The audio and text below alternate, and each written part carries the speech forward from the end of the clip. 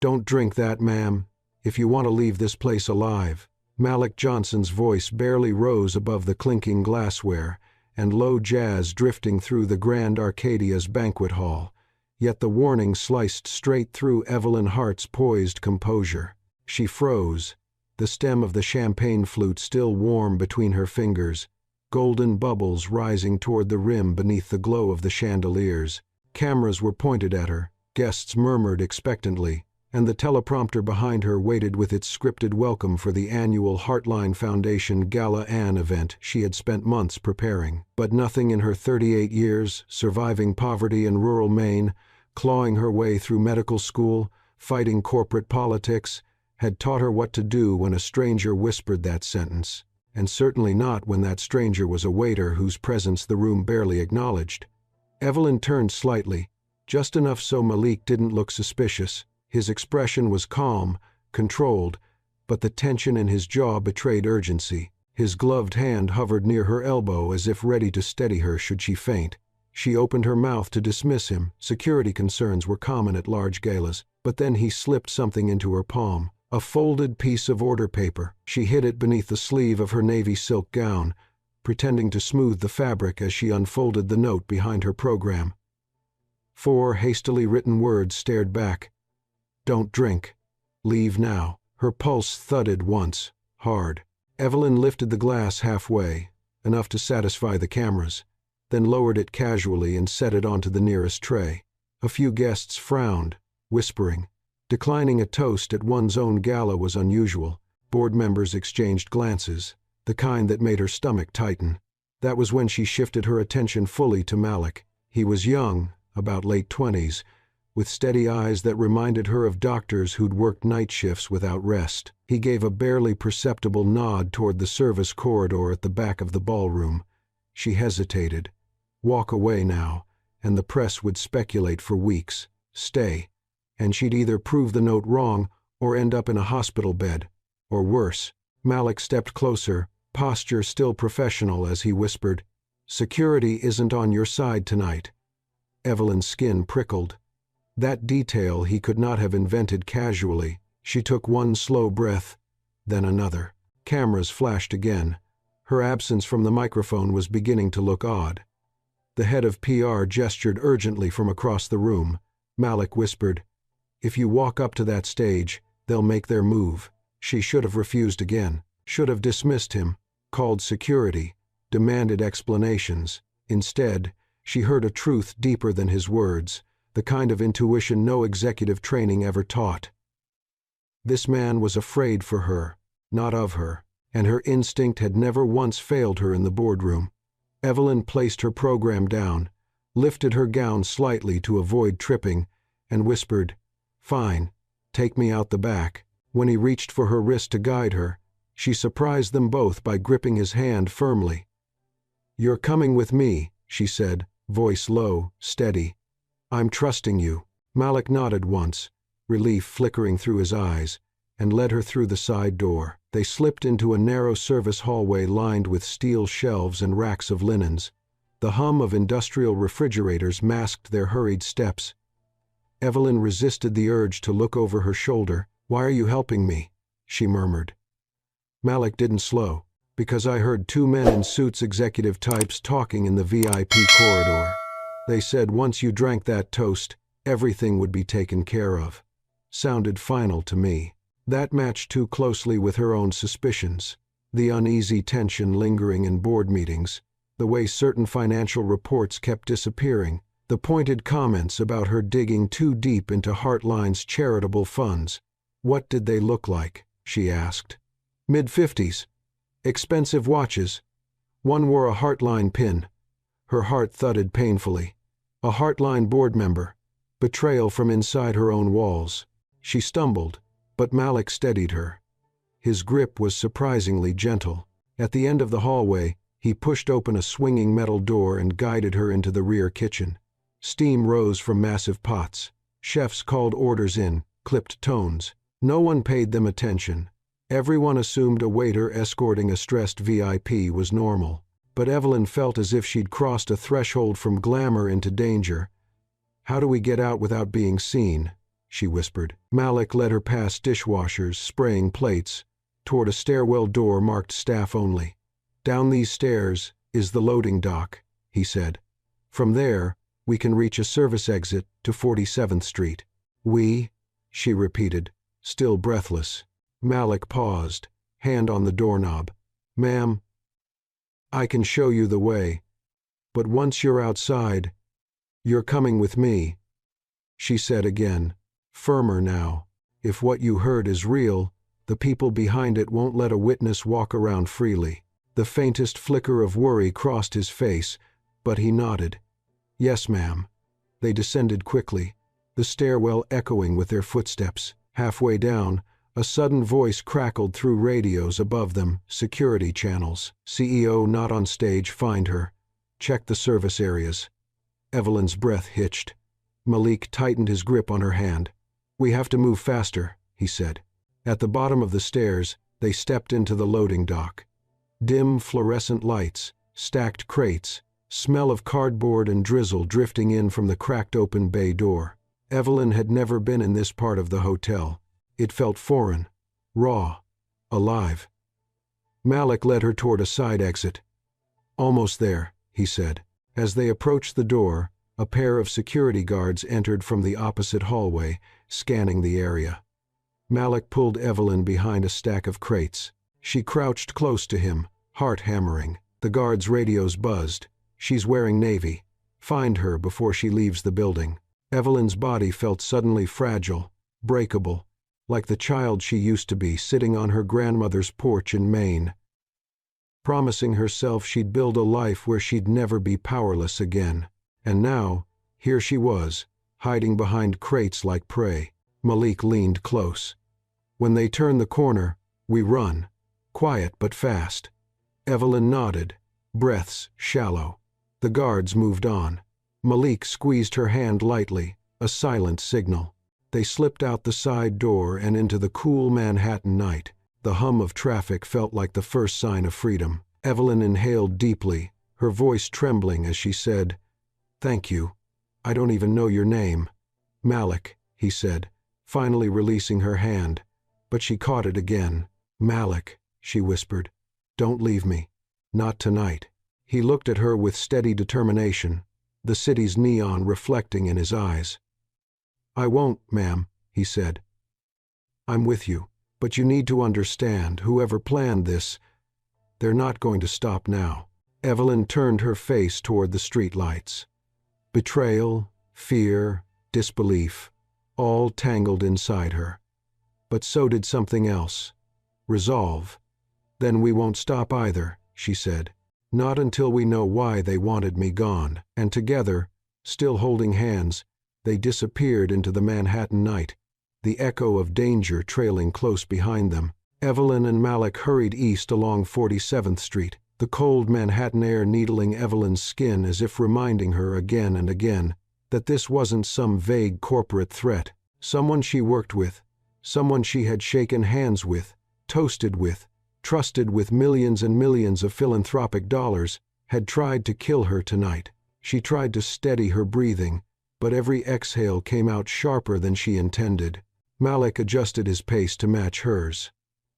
"We need to get off the street," he murmured. "Security will sweep the front and side blocks first." He scanned the sidewalks, the passing traffic, the faces glancing at them, some curious, most indifferent in the typical New York way. A bus hissed to a stop at the corner. A food cart whirred beside them, filling the air with the smell of grilled onions. A man carrying a cello case brushed past, hardly noticing them. Life continued. No one knew the CEO of Heartline Tech Care was running for her life.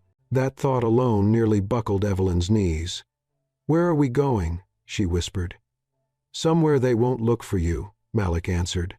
"And somewhere safe enough for you to catch your breath. After that, we can figure out what's next." She wanted to ask what safe enough meant to a man who lived in a part of the city she'd only ever seen through tinted car windows. But the tightness in her chest stole the words from her throat. They turned down a narrower street where the glow of Midtown dimmed, replaced by rows of brick apartment buildings, laundry hanging from balconies, the distant hum of a late-night basketball game in a fenced lot. Evelyn glanced back over her shoulder. No one seemed to be following. No black SUVs, no uniformed guards, but she couldn't shake the feeling of being hunted. Malik led her into a recessed doorway beside a shuttered bodega. He tapped the metal security gate lightly twice, paused, then tapped again, a coded rhythm.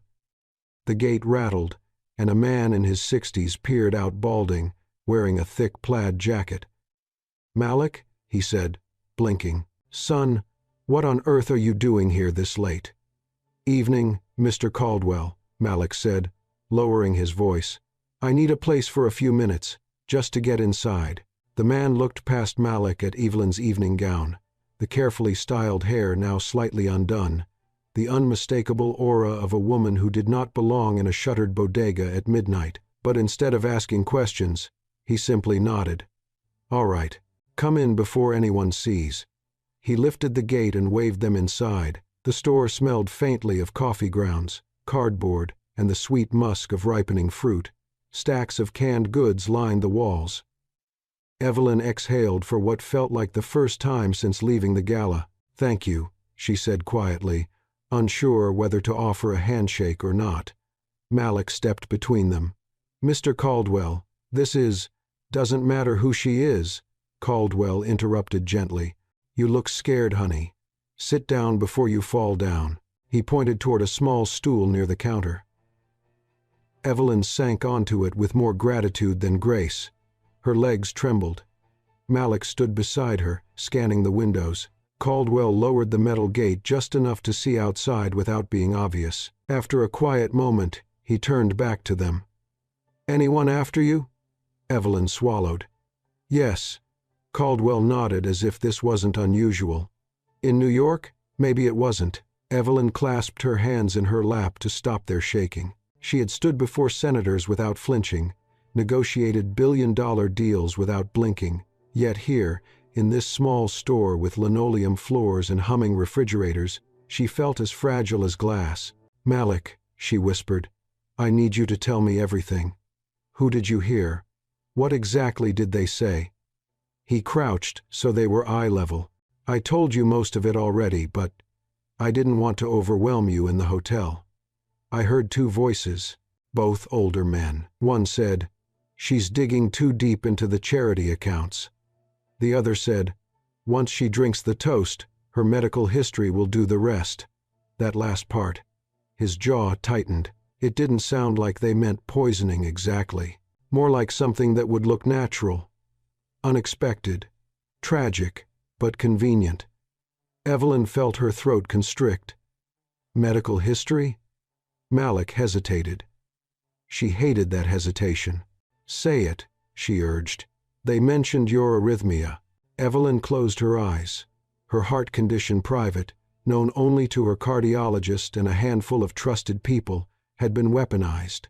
Someone on her board had leaked it. Someone wanted it to look like her heart simply gave out. "A convenient CEO death. I need a second," she said, pressing her hands to her temples. Caldwell stepped closer. "You need water. Hold on." He poured her a paper cup from a jug behind the counter. Evelyn drank mechanically. The water steadied her breathing, but her mind still spiraled. "They've been pushing back on my audits for months," she whispered. "Every time I asked for full transparency on the Heartline Foundation accounts, the answers got vaguer. Reports, missing pages, emails delayed, people avoiding eye contact. I knew something was wrong, but I didn't think they'd go this far."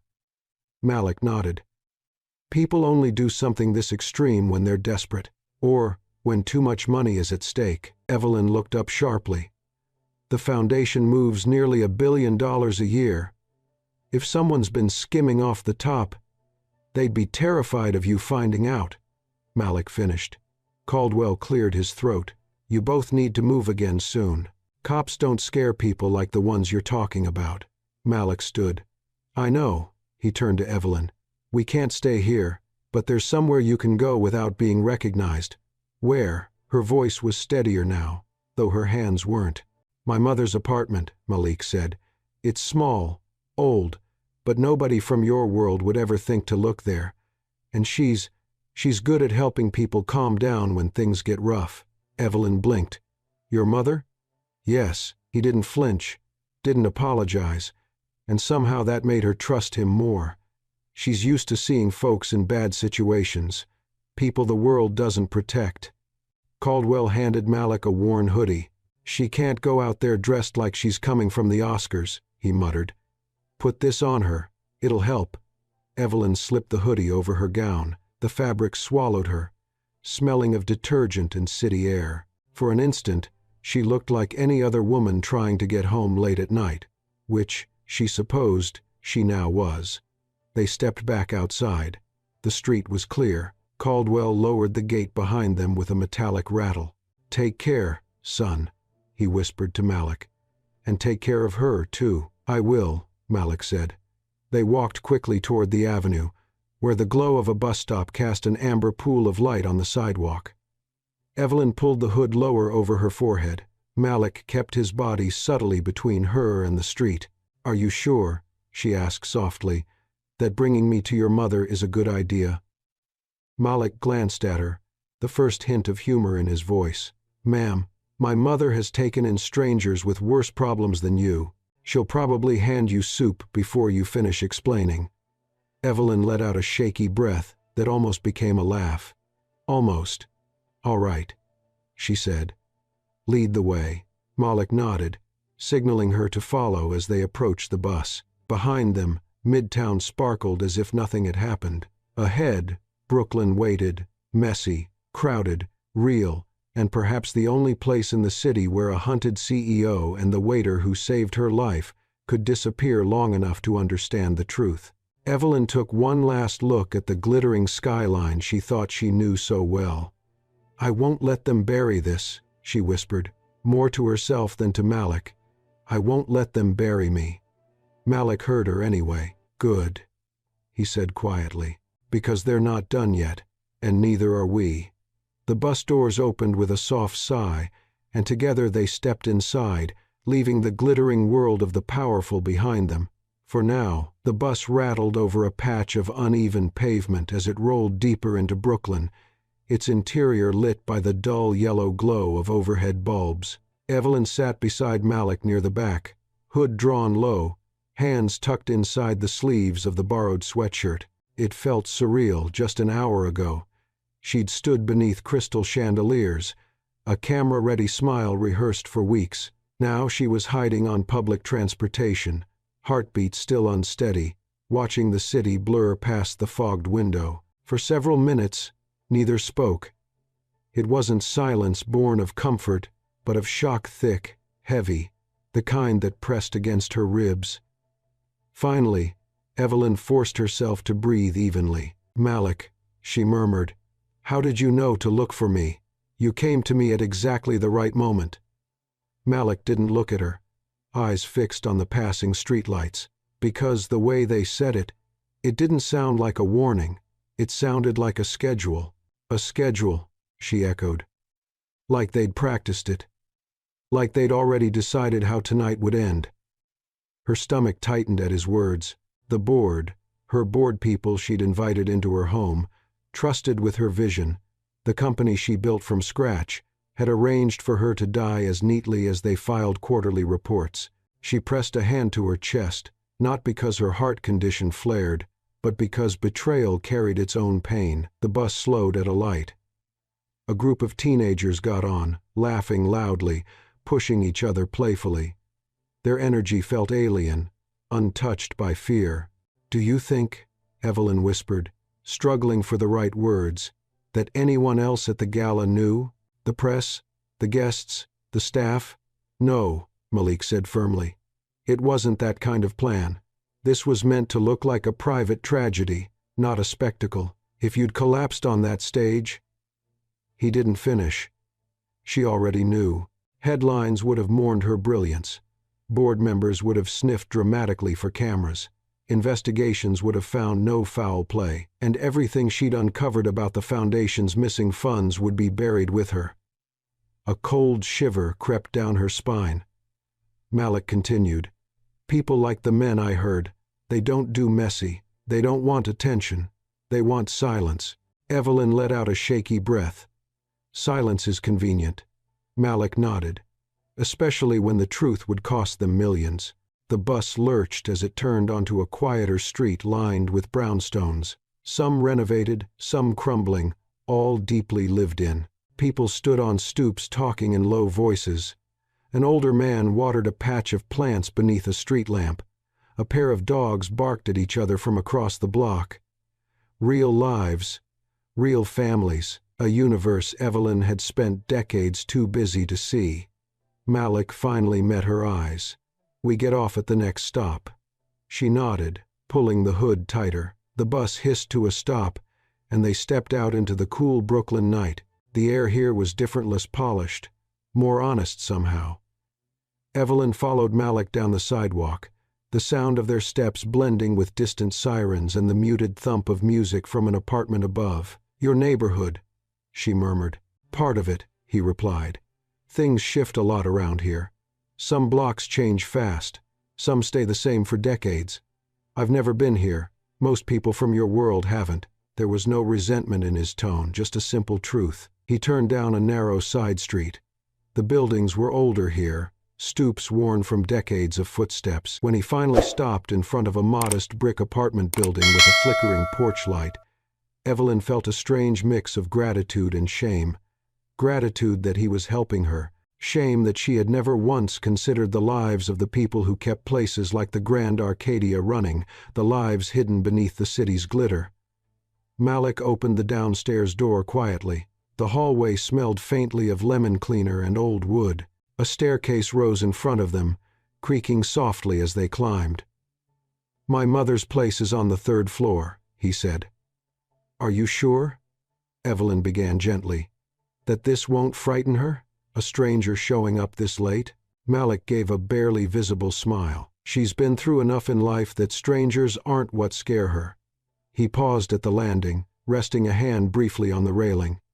"Losing people, that's what frightens her." Evelyn's chest tightened again, but this time from something like empathy. He continued upward. On the 3rd floor, Malik stopped before a door with peeling paint and a small ceramic angel hanging from a nail beside the number. He knocked softly. After a moment, the door opened a crack. Soft lamplight spilled out. A woman in her early 60s, wrapped in a floral robe, peered through the gap. Her hair was silver-streaked, braided neatly, and her dark eyes were alert but warm eyes that had seen enough of the world to recognize trouble instantly. "Baby," she said to Malik, voice gentle but concerned. "Why are you home so late? I thought you were working the gala." Malik stepped slightly aside, allowing her to see Evelyn. "Mama," he said quietly, "we need a place to stay for a bit. Just until it's safe to move." Mama Johnson opened the door wider without hesitation. "Come in before the night gets deeper," she said. "Trouble don't need an invitation. It sneaks in on its own." Evelyn stepped inside, overwhelmed by the sudden warmth, both literal and emotional. The apartment was small but cared for. Crocheted blankets, framed family photos, a faint smell of lavender, and the soft hum of a radio playing old soul music. "Sit, darlin'," Mama Johnson said, guiding Evelyn to the couch. "You look like the world's been chasing you." Malik sent his mother a grateful glance. "It has," he murmured. Evelyn swallowed hard. "I'm sorry to intrude like this.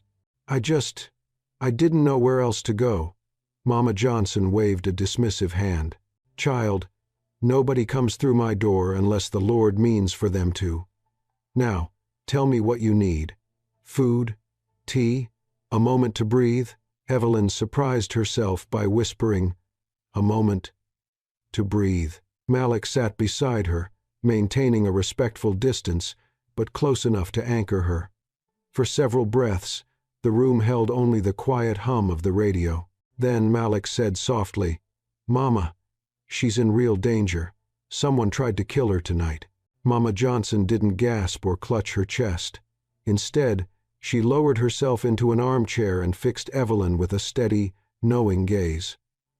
"People only try to silence truth-tellers," she said, So you must have found something worth killing for. The words struck Evelyn harder than fear ever could. She clasped her hands tightly. I didn't mean to uncover anything.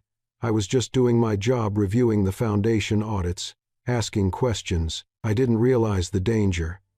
Truth rarely comes wrapped in shiny paper, Mama Johnson replied. Usually, it arrives with claws. Evelyn felt tears sting but blinked them away. I keep thinking. How long have they been planning this? How many times have I sat across the table from men who wanted me dead? Malik placed a hand on the couch cushion near hers, not touching, just close enough to reassure. Long enough, he said softly, that you can't go back to pretending nothing's wrong. I don't intend to pretend, Evelyn whispered, voice steadier now. I want the truth out. Malik nodded slowly. Then we'll get it out. Every piece of it. From the corner of the room, Mama Johnson added, just remember, sweetheart, justice isn't loud. It moves slow, like an old river. But once it gets going, nothing stands in its way. Evelyn breathed in deeply, letting the words settle into the parts of her still trembling. Tonight had nearly taken her life, but sitting here, surrounded by warmth she hadn't known she needed, she realized something else had been given back to her. Clarity, resolve, and perhaps, for the first time in a long while, the sense that she wasn't fighting alone. Malik rose from the couch. Get some rest if you can, he said softly. Tomorrow, we start figuring out how deep this goes. Evelyn nodded, exhaustion finally weighing her limbs. Thank you, Malik, she whispered, for everything. Don't thank me yet, he replied gently. We're just getting started. And as the city outside hummed with distant sirens and the echo of endless lives, Evelyn felt, however fragile, the first hint of something she'd thought she lost forever: hope. Evelyn woke to the soft murmur of a radio playing an old Sam Cooke song, the kind that wrapped a room in warmth even when the world outside was cold and unforgiving. For a moment she didn't recognize where she was. The floral curtains, the framed church announcements pinned on a corkboard, the smell of cinnamon oatmeal wafting through the apartment. Then memory surged back. The gala, the warning, the service corridors, the bus, Mama Johnson's steady voice offering comfort without judgment. She pushed herself upright on the couch, rubbing her eyes. Her gown was folded neatly over a chair, and Malik's borrowed hoodie lay draped across her lap like a shield that had served its purpose through the night. Malik stepped quietly into the living room, his hair still damp from a quick shower. He carried a steaming mug of coffee and handed it to her wordlessly. She accepted it with both hands. Thank you, she murmured. The bitterness steadied her.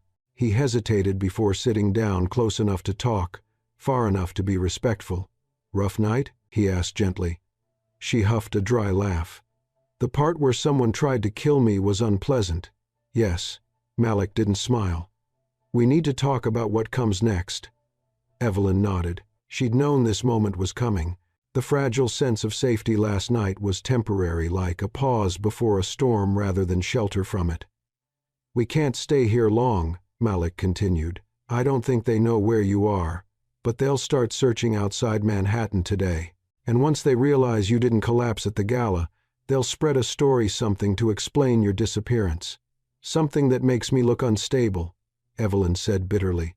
Or guilty, Malik added. People with power don't stall. They rewrite the story before anyone questions it. She knew he was right. She had watched big corporations do it for years, market disasters reframed as unexpected opportunities, whistleblowers painted as disgruntled former employees.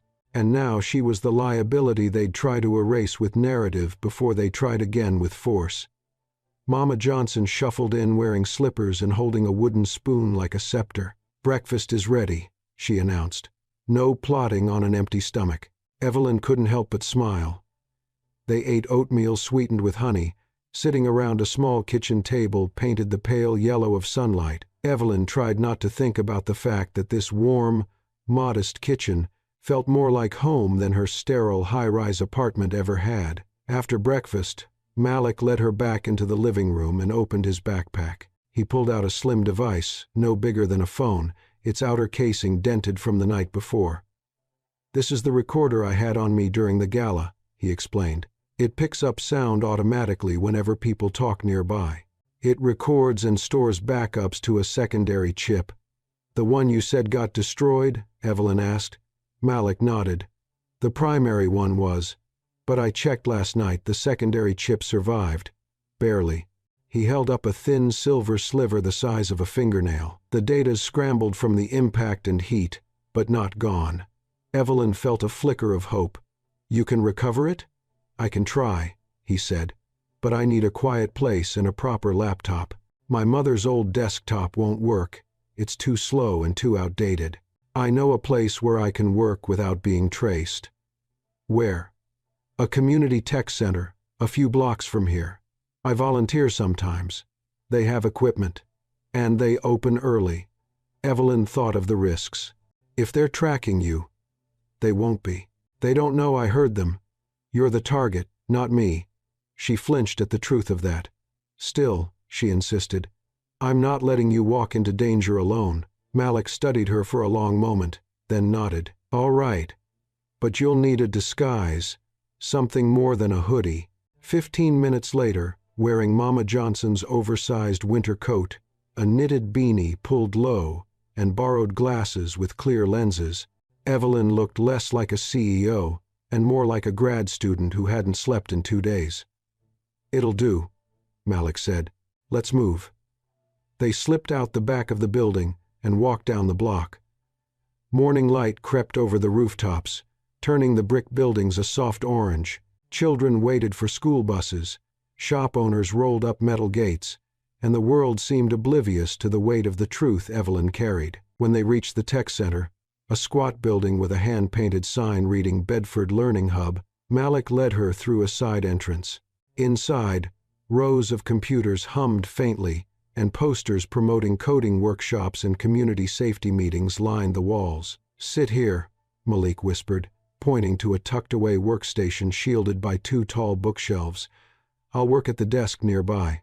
If anyone comes in, stay quiet." She nodded. Malik connected the chip to a diagnostic tool and opened several programs. For the next hour, he typed relentlessly, decrypting, repairing corrupted sectors, running recovery scripts. Evelyn watched, unable to sit still. The anxiety in her chest felt like a second heartbeat. Finally, Malik leaned back in his chair, exhaling. "I've got something," he said. Evelyn stood so quickly the chair wobbled behind her. "Play it." Malik clicked a file. The audio was fuzzy at first, muffled voices, background music, clinking glasses. Then, clearer. She digs too deep into the Foundation's numbers. Evelyn's blood ran cold. A second voice answered sharply, "It doesn't matter. Once tonight's toast happens, her heart condition will take care of the rest." Evelyn felt nausea swell inside her. Hearing it again, hearing the casual cruelty, the calculated certainty burned deeper than she expected. Malik paused the recording. "There's more," he said. She shook her head, needing a breath, then nodded. "Play it." Voices resumed. "Make sure the reports disappear before the meeting next week." "Already handled. After tonight, everything moves forward without her." Malik pressed stop again. Evelyn pressed a trembling hand to her mouth. "They planned everything," she whispered. "My death, my replacement, the cover-up." Malik's voice softened. "You have proof now. Proof that they wanted me gone." She paced in a tight circle. "But that's not all we need. We need financial records, transaction logs, something to expose the theft. Otherwise they'll just claim this audio is doctored. We'll get that too." Malik closed the laptop gently. "But not here. People will start coming in soon." Evelyn swallowed. "Then where?" Malik thought for a moment. "We go back to your office." She froze. "To Heartline? They won't expect you to come back this soon," he replied. "You know where the evidence is. If you want the truth out, we go straight to the source." Evelyn's pulse spiked. The idea of walking back into the place where her death had been planned felt like stepping into a tiger's cage. But she also knew Malik was right. "We'll need a plan," she said. "A good one." Malik stood, slinging the backpack over his shoulder. "We will. But there's something you need to understand first." She looked at him, nerves buzzing. Malik's eyes held steady, quiet strength. "Evelyn, once we do this, there's no turning back." She nodded slowly. "I know. And you're sure you want to fight?" She held his gaze without wavering. "If I don't fight," she said softly, "they win. And people who hurt others in the dark don't deserve to win." A slow, resolute smile spread across Malik's face. "Then we fight." As they stepped out of the tech center and back into the noise of Brooklyn, Evelyn felt a shift inside her. Not just fear, but purpose. They headed toward the subway, shadows long behind them. She sensed the danger closing in again, the invisible net tightening. But she also sensed something else, something she hadn't felt in years. She wasn't walking alone. The morning rush was just beginning as Evelyn and Malik made their way down the subway steps, swept along by a tide of commuters who had no idea that a CEO and the waiter who saved her life were slipping among them, carrying evidence that could unravel one of the largest medical technology foundations in New York. Evelyn kept her head down, her beanie tugged low, Malik walking close beside her like a quiet shadow. The platform smelled faintly of metal and damp concrete. Trains screeched somewhere in the tunnel. She hugged the borrowed coat tighter. "If they have people watching transit cameras," she whispered, nervously. Malik shook his head. "They won't be looking for you underground. People like them don't think in terms of subway routes. They think helicopters, car services, private garages. I suppose anonymity is one advantage of public transit," she murmured. Malik cracked a brief smile. In this city, blending in is a superpower. The train thundered into the station, brakes screaming. They boarded and found seats near the back, away from the doors. Evelyn forced herself to appear normal, though her heart beat too fast and her palms felt cold. She glanced at Malik. His posture was alert, protective, like someone used to reading danger before it struck. As the train lurched forward, she exhaled slowly. "Do you realize," she said quietly, "that going back into Heartline might be exactly what they're counting on me to avoid?" Malik nodded. "Which is why it's the last place they'll expect you to show up. Not today. They're scrambling to cover their tracks, not hunting office floors." He paused, then added, "And they don't know I exist." Evelyn stared at him, struck again by the simple truth of it. That invisibility forced on him by society, by economic realities, by race and class, was now the very thing keeping them alive. "Yesterday," she said softly, "I might have called that unfair." "It is," Malik replied. "But tonight, it's also useful." Their eyes met for a moment, equal parts grim humor and shared understanding before the train began to slow for the next station. When they emerged onto the street near Midtown, Evelyn felt something cold settle in her stomach. The gleaming glass towers of her world rose around her, indifferent as ever. How many times had she walked these sidewalks believing she had control? How many mornings had she stepped into her building, confident she was safe inside her own empire? Today, the tower felt like a trap. Malik led her down a side alley between two buildings. "We can't go in through the main entrance," he said. "Security knows your face. Cameras know your face. Even with the disguise, it's risky. There's a service entrance near the loading docks," she recalled. "I've only used it once, years ago, but it connects to the maintenance elevators." Malik nodded. "That's where we're going." The alley funneled them toward a gate spanning the back of the Heartline Tower. Trucks idled near loading platforms, workers wheeled boxes inside, and the scent of diesel fumes hung in the air. Malik watched the flow of people carefully. "Most of these folks are independent contractors," he said. "Food delivery, lab shipments, cleaning crews. Security only checks names when you go upstairs, which means we need to blend in again," Evelyn murmured. Malik spotted a pair of workers carrying supply crates toward the entrance and guided her into their wake. They kept their heads down, footsteps matching the rhythm around them. Evelyn's nerves rattled. The back corridors and freight areas were a world she rarely saw. Metal beams, echoing footfalls, the clatter of carts over industrial floors, Everything smelled of cardboard, disinfectant, and overworked machinery. As they passed the first security checkpoint, a guard called out, "Contractor IDs, please." Evelyn's chest tightened, but Malik leaned close and whispered, "Keep walking. Don't hesitate." He lifted a hand casually, giving a nod of acknowledgement to the guard, who was busy dealing with a group ahead of them. The guard barely glanced at them. They slipped past. Evelyn's knees almost buckled with relief. "I can't believe that worked," she whispered. "Authority works both ways," Malik murmured. "Sometimes people assume you belong because you act like you do." They reached the maintenance elevator. A steel door with peeling paint and a flickering button. Malik pressed it. "When we get upstairs," he said, "you need to show me where the financial server is." "2 floors above my office," she said. "Restricted access. Only executives with clearance can enter." "Will your badge work?" Evelyn hesitated. "It should, unless they've already disabled it." Malik nodded. "Then we'll improvise." The elevator groaned open, and they stepped in. The ascent felt painfully slow. Evelyn's heartbeat was loud enough to drown out the hum of the motor. Every passing floor made her more certain that danger waited for them when the doors opened. At the 10th floor, the elevator jerked to a halt. The lights flickered. Evelyn's breath caught. "Not now," she whispered.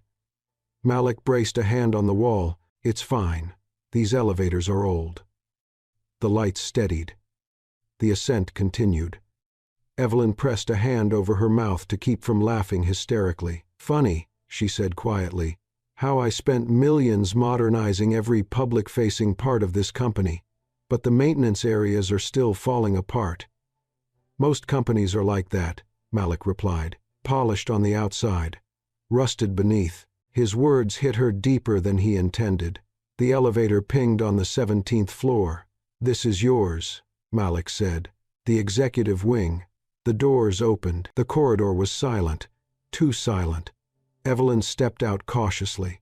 The air smelled faintly of citrus from last night's cleaning crew. Her office was down the hall, glass walls, framed awards, modern furniture with clean lines. Everything looked exactly as she left it, yet she felt like an intruder in her own space. Malik closed the door behind them and lowered the blinds. "Show me your terminal," he said. Evelyn approached her sleek desk. Her screen still dark. She pressed her finger to the biometric reader. A small beep sounded. The screen lit up. "It still works," she whispered. "They haven't revoked my access." Malik leaned over her shoulder. "Good. That means they still think you're incapacitated." She swallowed hard. "Or dead." "Which buys us time," Malik said. "Let's use it." Evelyn opened the internal directory and pulled up the Foundation's financial server map. Rows of encrypted folders glowed on the screen: accounts, audits, transfers, archives. Malik pointed. "That one, the restricted ledger." Evelyn clicked it. A password prompt appeared. She leaned closer to the screen. "Only I and 2 board members have access." Malik crossed his arms. "Then let's hope you remember your password." Evelyn began typing her old college motto, a phrase from her favorite novel, the name of the clinic where she first interned. On the 4th attempt, the file opened. A flood of numbers filled the screen columns of transactions: offshore transfers, shell charities, inflated invoices, donations that never reached the hospitals they were meant to help. Malik let out a low whistle. "They were skimming millions," he said. "Not just skimming, rerouting, laundering."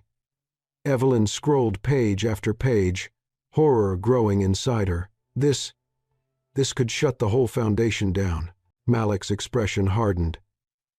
"This could send people to prison." Evelyn saved the files to a secure drive, hands steady now, not with fear, but with purpose. As she disconnected the drive, a sound echoed from the hallway. Footsteps, heavy, unhurried, coming closer. Evelyn and Malik locked eyes. Malik whispered, "They're here." Evelyn grabbed the drive and stuffed it into her coat. The footsteps grew louder. A shadow paused outside the office door. Evelyn's pulse hammered. Malik mouthed, "Follow me." He led her toward the secondary exit, an emergency stairwell hidden behind a panel only employees knew about. He pushed it open silently. They slipped inside just as the office door handle began to turn. Evelyn clutched Malik's arm, breath ragged. Someone entered her office. Papers rustled. A chair scraped. A man's voice murmured, "She hasn't shown up," but her badge was used. Evelyn froze. That voice. She knew it. A board member, a friend, or so she thought. Malik guided her deeper into the stairwell. "Come on," he whispered. "We've got what we need. Now we get out alive." They descended the stairs as quietly as possible, the stolen evidence heavy in Evelyn's pocket, heavy with truth, heavy with betrayal, heavy with the weight of everything that would come next. She whispered, barely audible, "They really were going to kill me." Malik didn't slow. "And now you know why." She tightened her grip on the rail. "Then this isn't just about survival anymore." Malik looked back at her, eyes fierce. "Good, because justice rarely survives if fear leads the way." Evelyn nodded once, the truth settling in her bones. She wasn't running anymore. She was fighting. And with every step down that stairwell, her courage grew quiet, steady, sharp, the kind that could bring down an empire. Evelyn's breath fogged lightly as they stepped out into the alley behind the Heartline Tower, the cold mid-morning air biting harder now that adrenaline was wearing off. Her legs trembled, not from fear exactly, but from the weight of what she carried in her coat pocket. The drive felt heavier than metal. It felt like dynamite. "This way," Malik whispered, guiding her toward the narrower end of the alley, away from the loading docks where security guards were beginning to cluster. They moved quickly, trying not to look rushed. Evelyn kept her gaze forward, but her ears strained for the sound of footsteps behind them.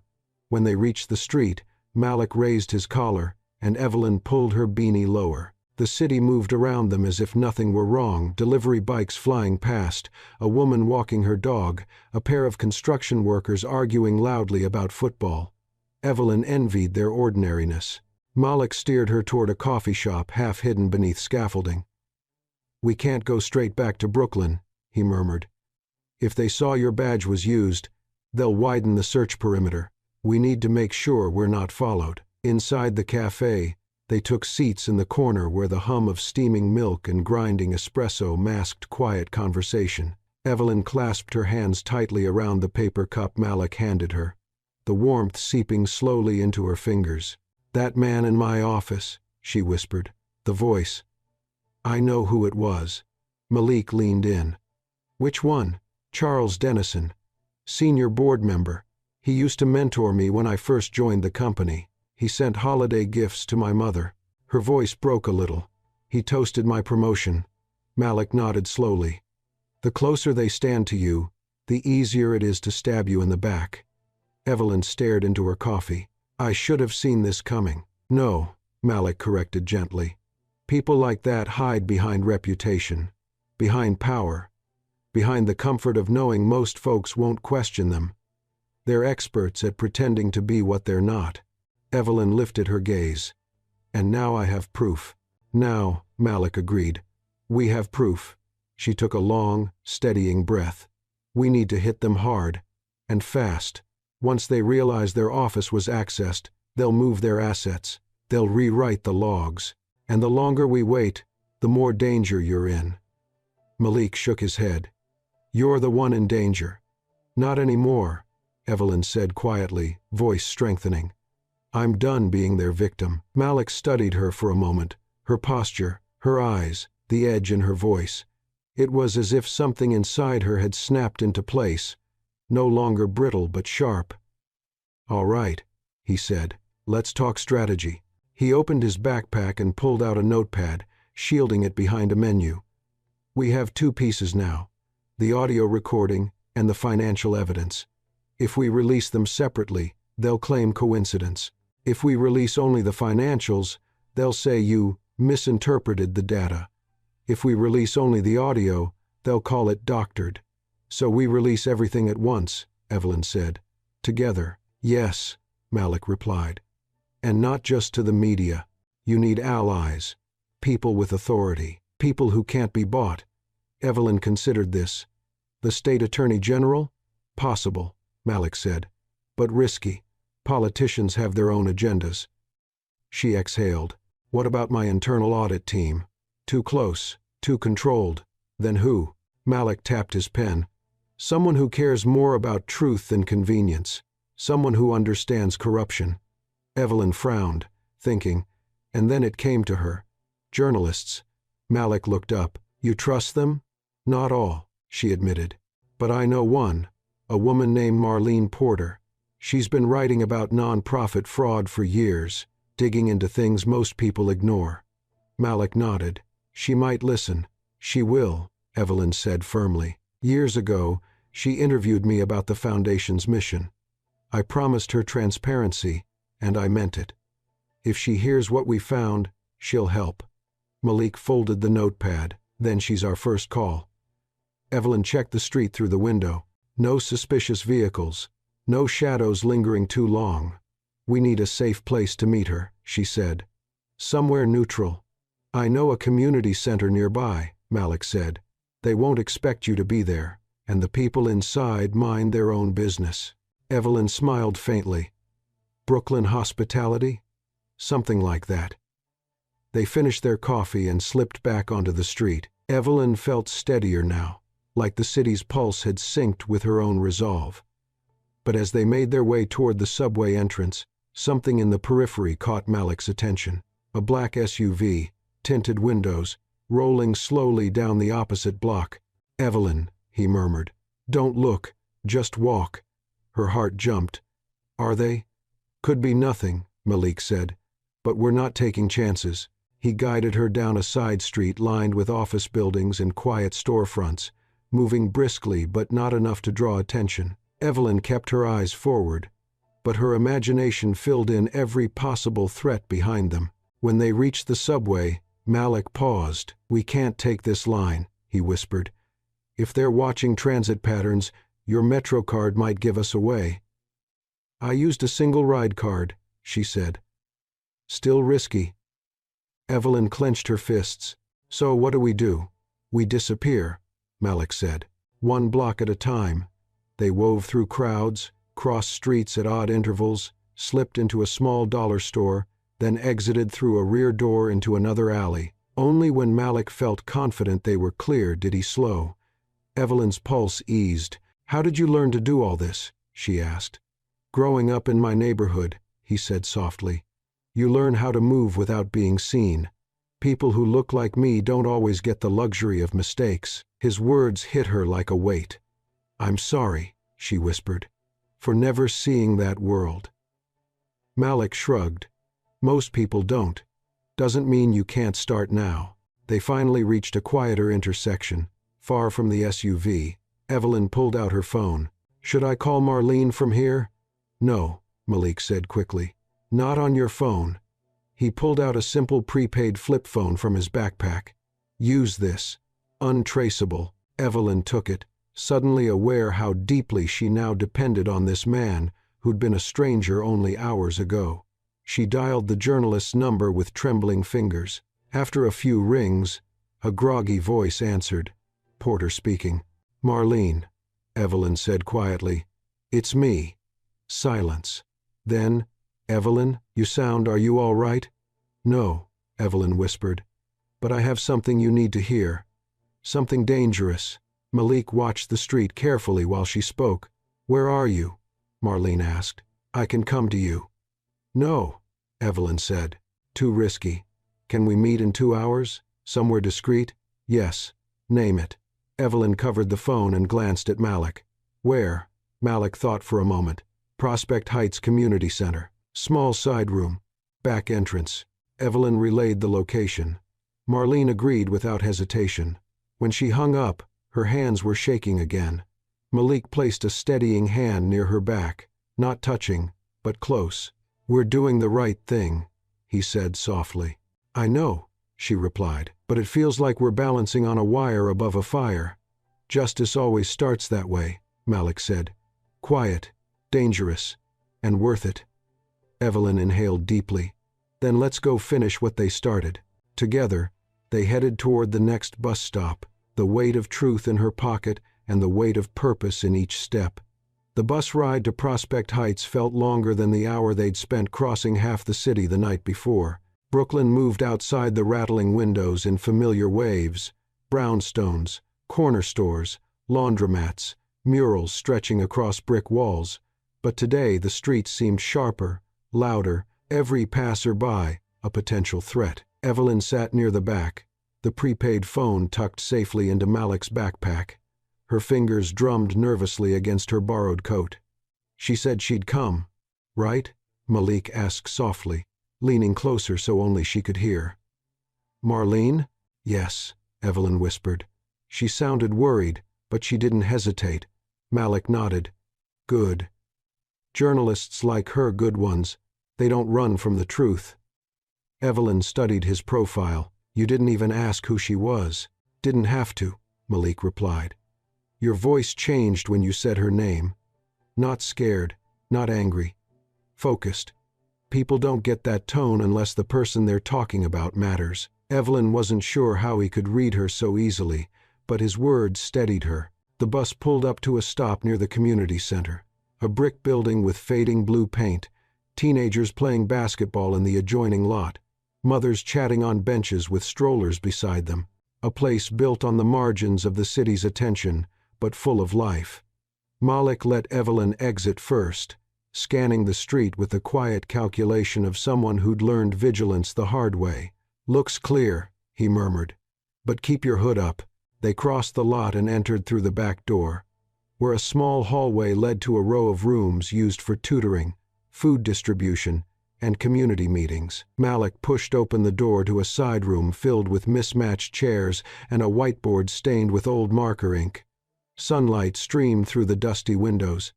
It was humble, but safe. "We wait here," Malik said. Evelyn nodded, moving toward the window. The basketball court outside reminded her of her childhood watching boys in her hometown shoot hoops while she sat on the porch, dreaming of becoming a doctor, believing that hard work alone could change the world. She felt old suddenly, not in age, but in spirit. Malik noticed. "You okay?" "Just thinking," she murmured. "About what?" She hesitated, then spoke softly. "About how naive I've been, all these years.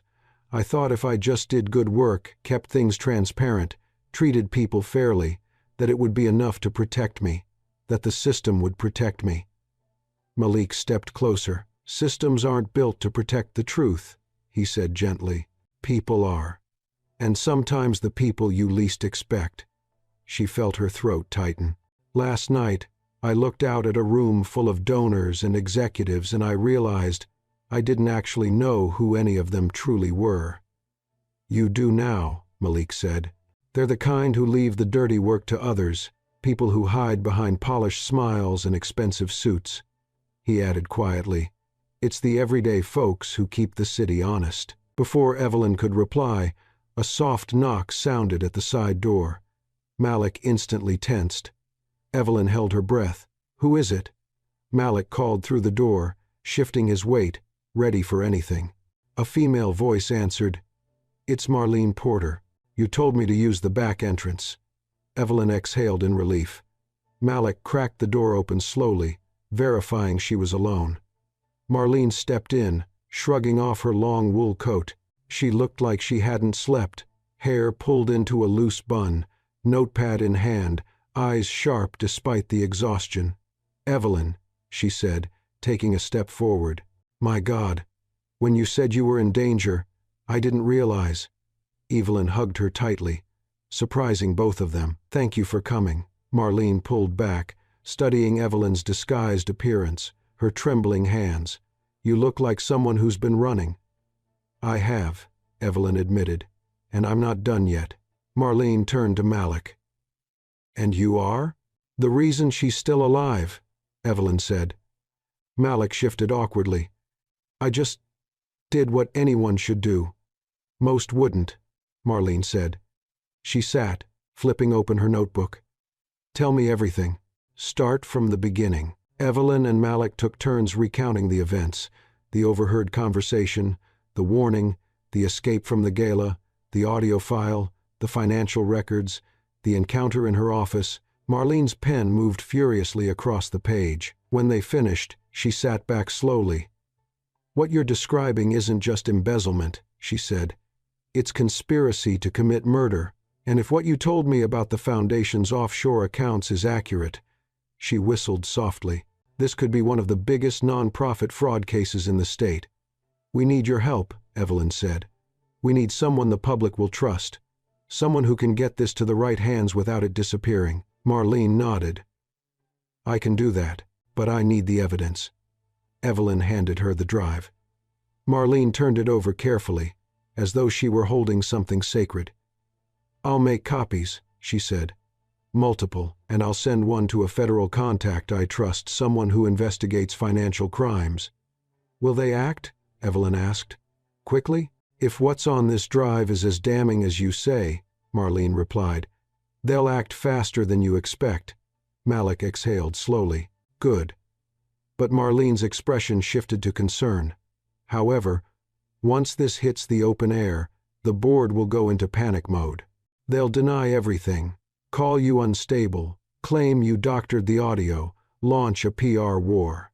Evelyn nodded. "I'm ready for that." "But there's something else," Marlene continued. "They might come after you again. Desperate people do desperate things." Malik stepped between them instinctively, which is why she's not going anywhere alone. Marlene's gaze flicked from Malik to Evelyn, assessing the unspoken bond between them. "You trust him," she said softly. "With my life," Evelyn replied. Malik looked away, uncomfortable with the weight of her words. Marlene stood. "I'll take this drive to a secure location. But Evelyn, once word gets out, you need to be somewhere safe, somewhere they can't reach you." Evelyn hesitated. Her mind flicked through options: hotels, safe houses, friends' homes, but each one seemed too vulnerable, too exposed. Malik placed a steady hand on her shoulder, not possessive, just grounding. "She's staying with me and my mom," he said. Marlene blinked, surprised. "In Bed-Stuy?" "Best place she could be," Malik answered. "People there know how to look out for each other. And nobody from her board will think to look in a neighborhood they've never set foot in." Marlene considered him, then nodded. "You may be right." She pulled her coat back on. "I'll move quickly. You'll hear from me within a few hours." Before leaving, she looked directly at Evelyn. "You're brave for doing this, but be careful. They're already desperate." "So am I," Evelyn said. "But for the truth." After Marlene slipped out the back door, Evelyn sank into a chair, exhaustion washing over her again. Not fear this time, something deeper. Malik sat across from her. "You did good," he murmured. Evelyn shook her head. "I feel like I just handed Marlene the match to blow up my entire world." Malik leaned forward. "Sometimes the only way to clean something rotten is to burn it to the ground." Evelyn stared at him for a long moment. "I never thought I'd be capable of something like this." "You've always been capable," Malik said. "You just finally have someone standing with you." She looked away, but not before he saw the glimmer of emotion in her eyes.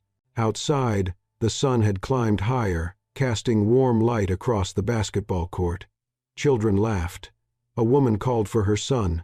Life continued. Evelyn stood, drawing strength from the simplicity around her. "Let's go back to your mother's," she said. "If they come looking, we should be ready." Malik nodded. "Come on, stay close."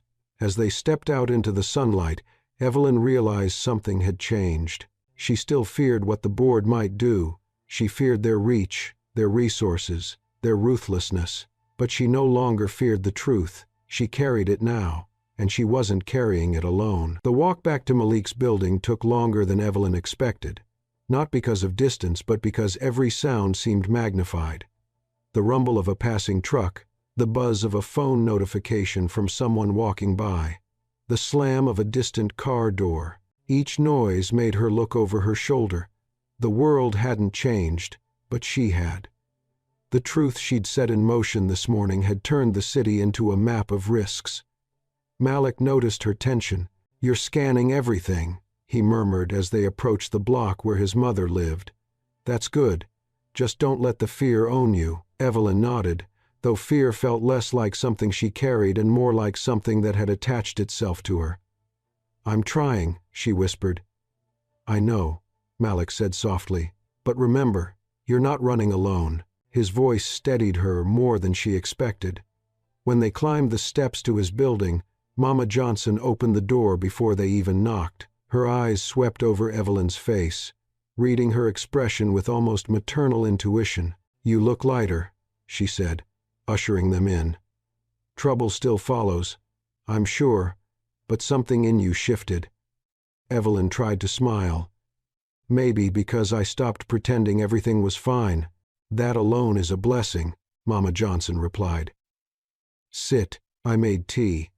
They gathered around the small kitchen table, steam rising from mismatched mugs, the scent of chamomile filling the air. Malik updated his mother on what happened at the community center, carefully leaving out the details that could worry her too much. But Mama Johnson wasn't easily shielded.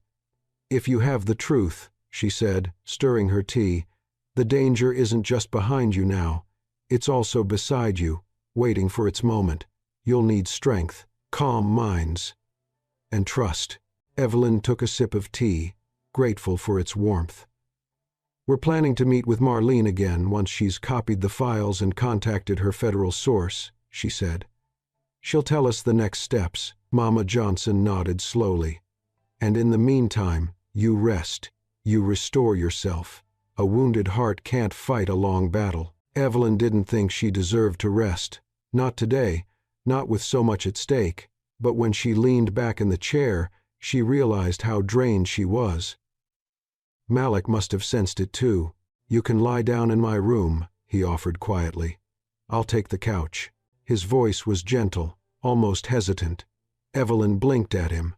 "Malik, you don't have to, I know," he said. "But you need sleep more than I do." Mama Johnson added, "He's right. That mind of yours is racing so fast, you're bound to trip." Evelyn didn't have the strength to protest. In the bedroom, she noticed the small details: the neatly folded clothes, the well-worn Bible on the nightstand, the pair of headphones tangled next to a stack of technical manuals. It wasn't much, but it was safe. She sat on the bed and let herself exhale. For a brief moment, she imagined what her employees would think if they could see her. New York's celebrated CEO curled up in a young man's spare room, hiding like a fugitive. The absurdity of it made her laugh under her breath. She lay down, exhaustion washing over her like a warm tide. And then, before she could second-guess the safety of sleep, she drifted off. When she woke hours later, the sun had shifted across the wall. Voices murmured in the living room. She sat up quickly, heart pounding, until she recognized the tones. Malik and his mother talking in low voices. "She's been through a lot," Mama Johnson said. "I can see it in the way she looks at the world now, like she's waiting for it to hurt her again." "It already did," Malik replied. "And she's still standing." "You admire her," Mama Johnson said gently. Malik hesitated. "Maybe. She doesn't quit. She fights even when she's scared." Evelyn's chest tightened. She wasn't supposed to hear this, but she didn't move. "Be careful, baby," Mama Johnson continued. "When people shake your faith in the world, sometimes you lean toward the ones who make you feel safe. Don't mistake gratitude for something else." Malik sighed. "I know. I'm not crossing any lines. I just don't want anything to happen to her." Evelyn wasn't sure what she felt: gratitude, guilt, warmth she didn't expect, but she quietly rose and stepped out of the room before she overheard more. Malik noticed her immediately.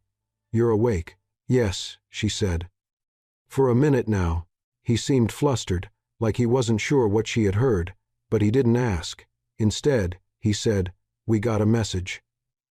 Evelyn's pulse jumped. "From Marlene?" "Yes," Malik said, pulling the prepaid phone from his backpack. "She texted 10 minutes ago. Said she has updates and we need to meet again. Soon." "Where?" Malik read the message. "Same place. Urgent." "She says the federal contact confirmed the financial evidence is credible. She's preparing a piece already. Evelyn felt hope flicker again. Bright, potent, dangerous. We should go, she said. Not yet, Mama Johnson said firmly. Eat something first. Truth is heavy work. Evelyn gave a small smile, part touched, part impatient, but she obeyed, eating soup and bread even though her stomach churned with adrenaline. When they finally stepped out into the afternoon air, the wind carried a sharper bite. We take the long route, Malik said. 2 buses, a walk through the park, and then the back entrance again. Evelyn nodded. She trusted him now more than she trusted her own instincts. As they neared the community center, Evelyn spotted Marlene standing by the side door, arms crossed tightly, eyes darting. Something about her posture was off, stiff, tense, as if she was bracing against unseen danger. Something's wrong, Evelyn whispered. Malik's hand instinctively touched her elbow, a protective gesture. They approached slowly. Marlene, Evelyn called. The journalist snapped her head up. Relief washed over her face. Thank God. You're here. What happened? Malik asked, scanning the street. Marlene stepped closer, lowering her voice. I made copies of everything. Sent one to my contact, but someone broke into my apartment less than an hour later. Evelyn's blood turned to ice. They know, Marlene whispered. They know you're alive, and they know someone helped you. Malik tensed. We need to move. Now. But Marlene grabbed Evelyn's hand. Before we go anywhere, I need to tell you what my contact said. Those board members? They weren't just skimming money. Her voice dropped even lower. This goes deeper, much deeper. There are names involved that you won't believe. Evelyn felt the ground shift beneath her. Who? Marlene looked at her with grim, heavy eyes. People far above your board. People who don't like loose ends. People who will do anything, absolutely anything, to keep this from coming out. Evelyn's breath caught. Malik pulled her behind him slightly.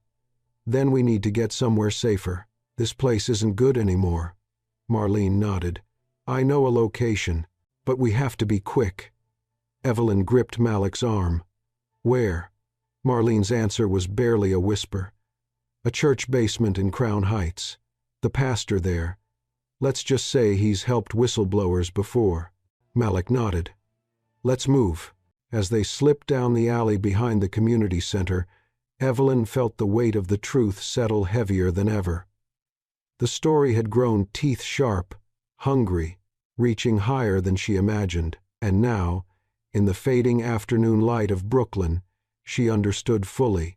She wasn't just exposing corruption, she was stepping into a war, and wars had casualties. She only hoped she wouldn't become one. The sun was beginning to dip behind the Brooklyn rooftops, turning the sky a deepening amber as Evelyn, Malik, and Marlene hurried through the side streets of Prospect Heights. Their shadows stretched long on the pavement, merging and separating as they crossed intersections with quick, purposeful strides. The city felt different now, like a bustling home to millions, and more like a maze of eyes, any pair of which could belong to someone sent to stop them. Evelyn kept her hood low and her steps as quiet as possible. Malik walked half a step ahead of her, broad shoulders angled to shield her without making it obvious. Marlene clutched her bag to her chest, glancing over her shoulder every few seconds. Are you sure this pastor can help us? Evelyn whispered as they approached an older residential block, where brownstones cast deep shadows across the quiet street. Positive, Marlene said. He's helped whistleblowers before, people exposing illegal police activity, housing corruption, trafficking rings. He shields the vulnerable, no matter who they are. Malik slowed slightly, scanning the rooftops and parked cars. Shielding us is one thing, he murmured. Outrunning whoever's after us is another. Evelyn swallowed hard. You think they're following? I think they're looking, Malik said, and they know the neighborhoods you're likely to hide in. We need to stay unpredictable. They turned onto a narrower street lined with row houses, laundry flapping from fire escapes and children drawing chalk figures on the sidewalks. A police siren wailed in the distance, then faded. Evelyn's nerves vibrated with every sound. At last Marlene pointed toward a low brick church at the corner, its steeple short but dignified, a simple wooden cross fixed atop it. The sign out front read, St. Mark's Hope Ministry. All are welcome. That's it, Marlene said in a low voice.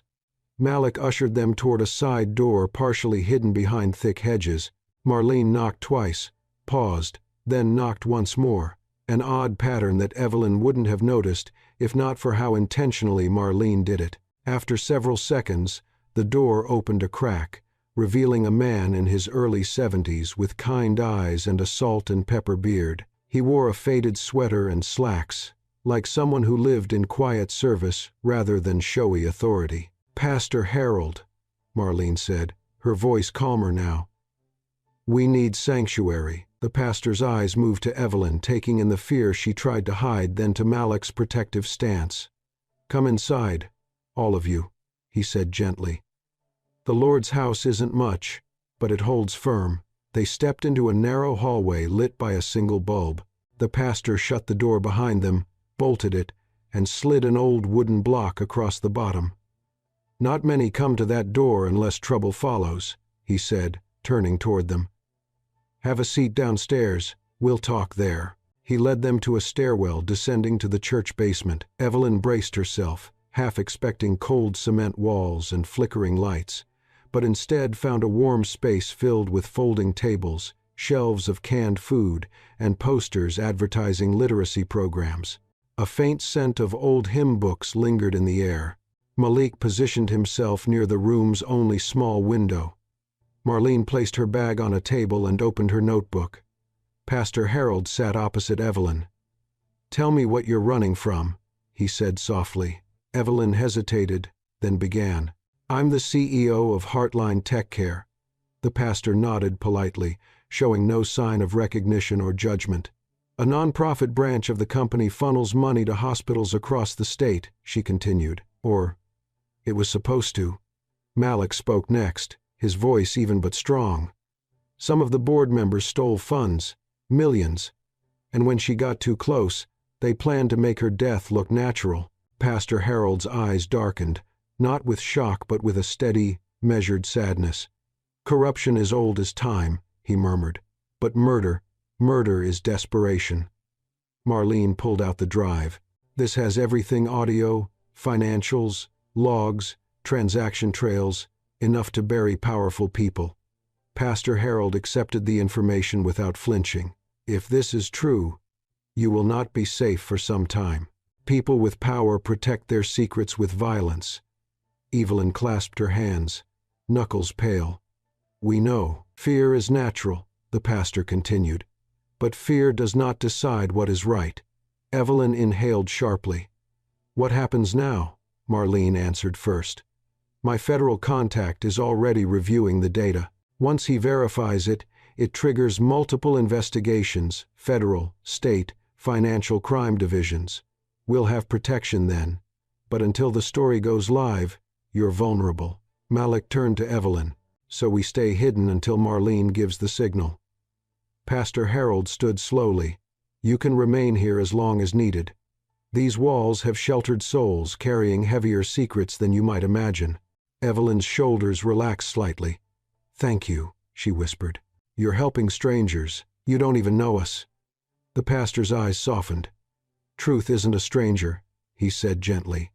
Those who defend it are family. Before Evelyn could respond, Malik stiffened. Someone's outside, he whispered from the window. Evelyn's heart lurched.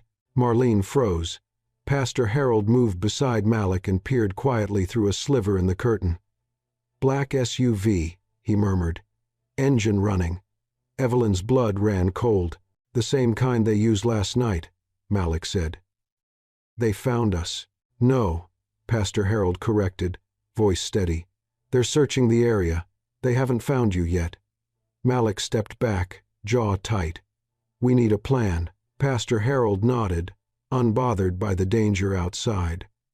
Then listen, there is an underground storage tunnel used decades ago when this building served as a shelter. It connects 2 blocks down to a different street. Not many know of it. Evelyn blinked. A tunnel? It isn't glamorous, the pastor said, but it's safe. Marlene leaned in. We can use it to reach my contacts sooner. He sent another message before you arrived. He wants to meet in person to secure the evidence." "Where?" Malik asked. "A precinct safe room in downtown Brooklyn. They're prepping it now. Once we're inside, we're protected." Evelyn felt her pulse spike. "Then let's go." Pastor Harold grabbed an old key ring from a hook and beckoned. "Follow me." Hello, I'm delighted to assist you with our voice services. Choose a voice that resonates with you, and let's begin our creative audio journey together. It was a symbol of every hidden truth they were dragging into the light, of every buried injustice clawing its way to the surface. "Halfway through the tunnel," Marlene whispered. "If they're already patrolling outside, they'll escalate once they realize we slipped past." Malik nodded. "Then they'll show their hand."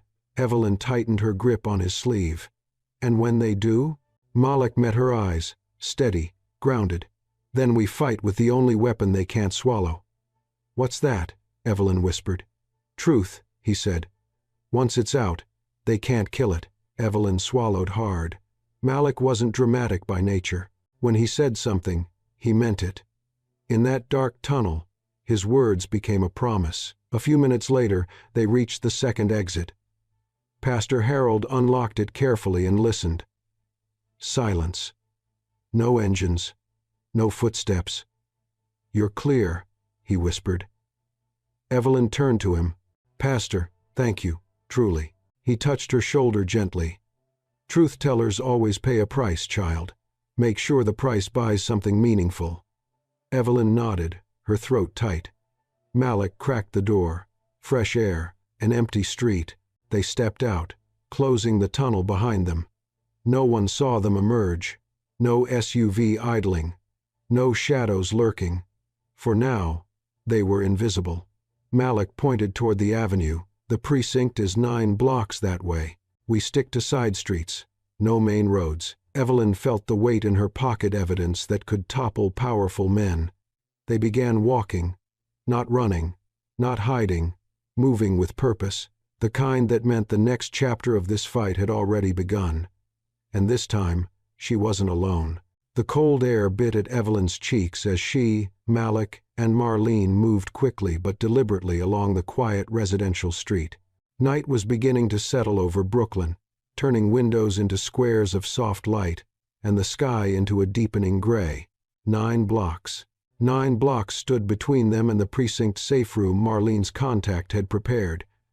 9 blocks between relative safety and the long arm of the men who wanted Evelyn erased. Malik stayed slightly ahead, his eyes constantly moving, checking reflections in windows, scanning alley mouths, tracking each car that passed. Marlene walked beside Evelyn, clutching her bag tight, her breath visible in the chilly air.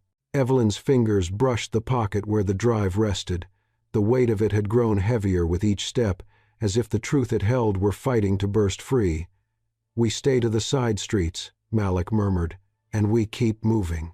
No stops, no conversations, no sudden turns." Evelyn nodded. "I trust you." He didn't respond, just gave the faintest nod, eyes still roving. They turned down another block, this one quieter than the last. A dog barked behind a fence. Somewhere, a baby cried. Life went on around them, unaware of the storm closing in. Evelyn glanced at Malik. "Do you think they know we left the church?" "Not yet," he said, "but they'll figure it out soon enough." Marlene added breathlessly, "If they're willing to break into my apartment, they're willing to track anything. Phone records, cameras, transit logs. We're racing a clock we can't see." Evelyn didn't argue. The fear was real, but she kept moving. At the next corner, Malik raised a hand, not stopping them, but slowing their pace. A black sedan sat at the end of the street, engine running, the faint smell of exhaust drifting toward them. Not an SUV. Not tinted windows, but something about it prickled Evelyn's nerves. "Keep walking," Malik whispered. "Don't look at it." They continued forward. The sedan didn't move, but as they passed the halfway point of the block, the driver's door cracked open. Malik exhaled slowly, jaw tightening. "Run." They bolted. Evelyn's feet pounded the pavement, Malik grabbing her arm to pull her forward. Marlene sprinted behind them, her bag thumping against her hip. A shout rang out from behind. Then the roar of an engine. Malik dragged Evelyn into the narrow space between two brownstones. "This way!" he hissed. They squeezed through the gap, brushing past trash bins and discarded furniture. The sedan tried to turn down the alley but couldn't fit. Its tires screeched in frustration. Evelyn heard doors slam, footsteps, more than one set. Malik yanked her toward a fence at the alley's end. Without hesitation, he climbed, then reached down and pulled her up. Evelyn's palms burned against the cold metal links. Malik lifted her over, then did the same for Marlene.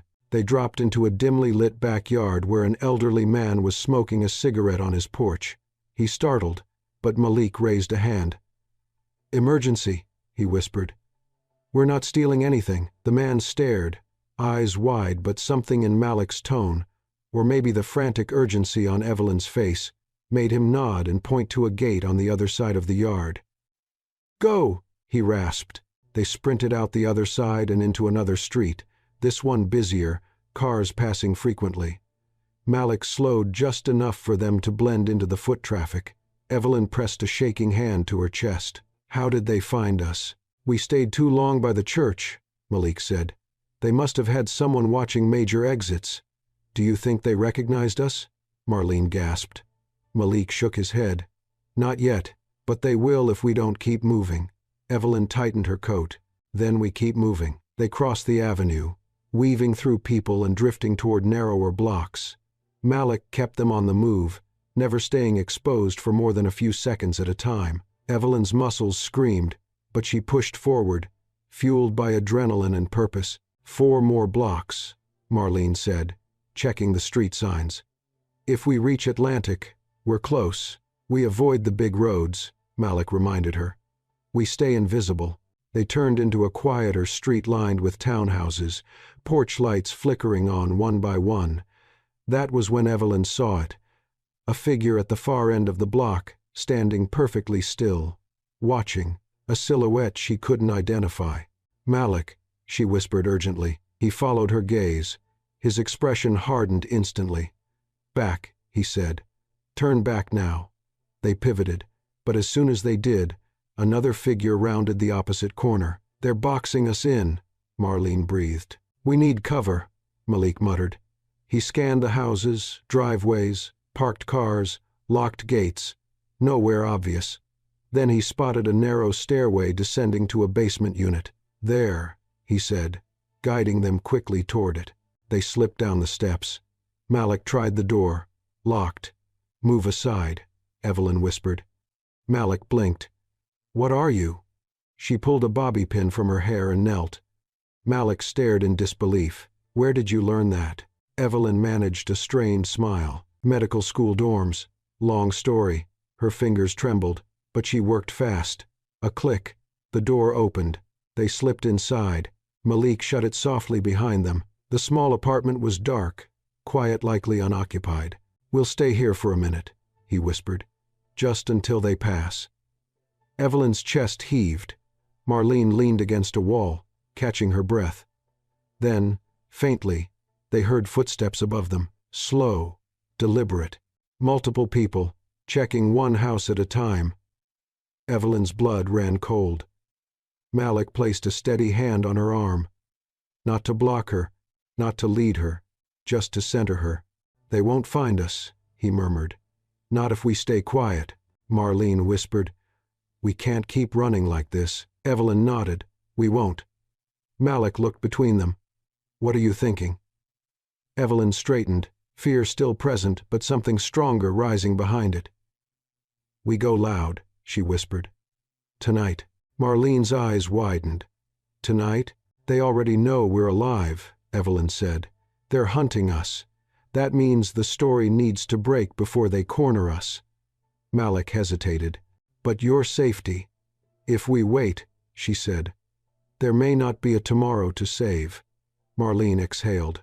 "I can send the files to my contact and publish a preliminary exposé within an hour. Once it's out, the police, the press, everyone will be watching." "Exactly," Evelyn said. They can silence one woman, maybe three, but they can't silence the entire city.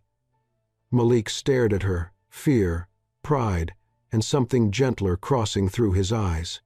Once we do this, he warned softly, everything changes. Evelyn nodded. Good. Let it.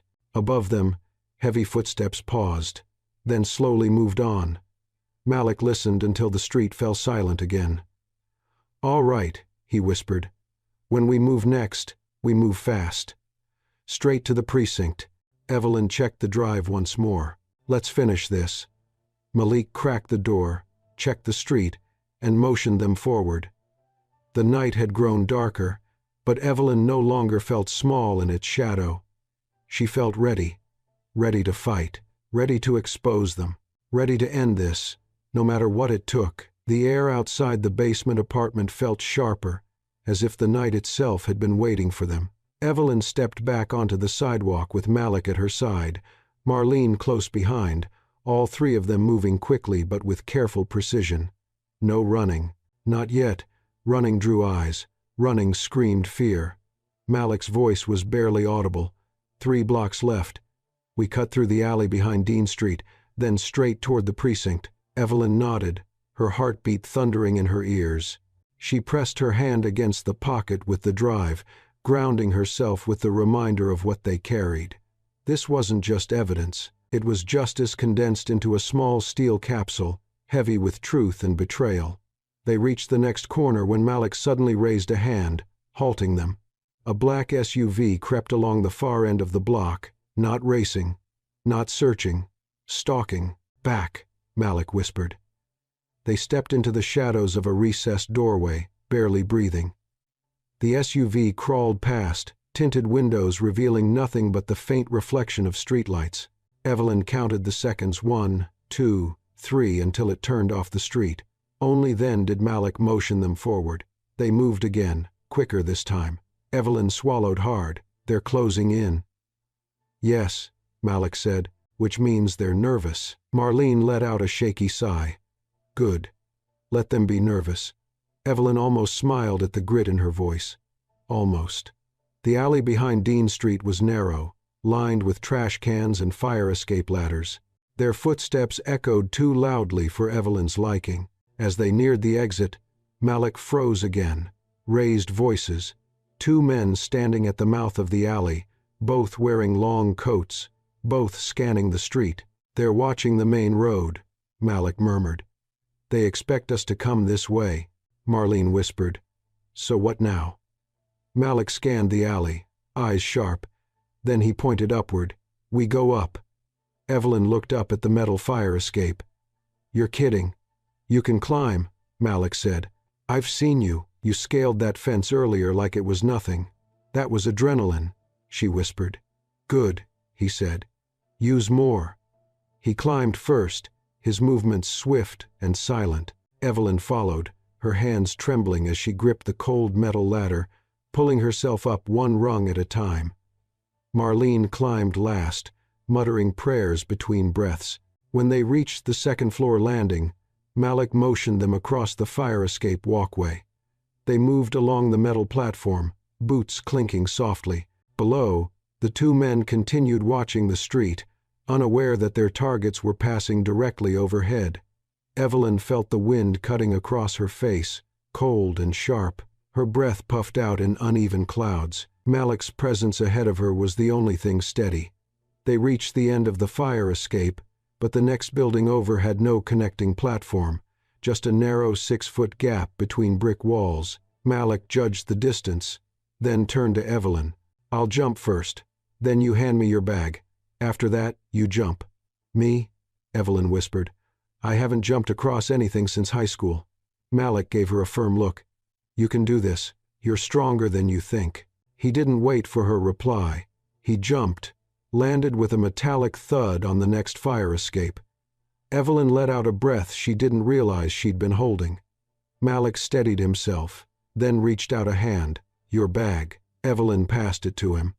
Then she stared at the gap. 6 feet, not far, not safe.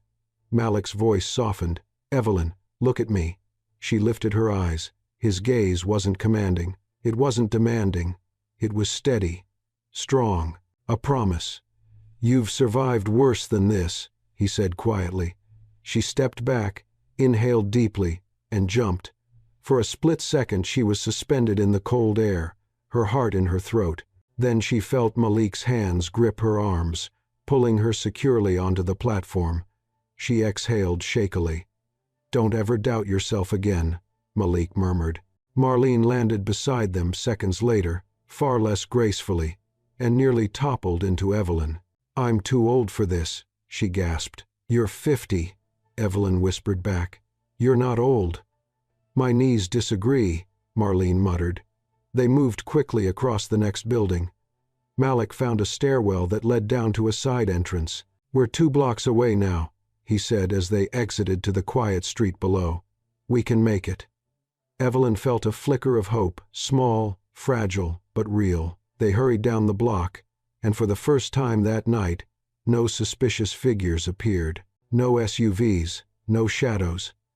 The precinct building loomed ahead, its blue-lit sign glowing like a beacon in the dark.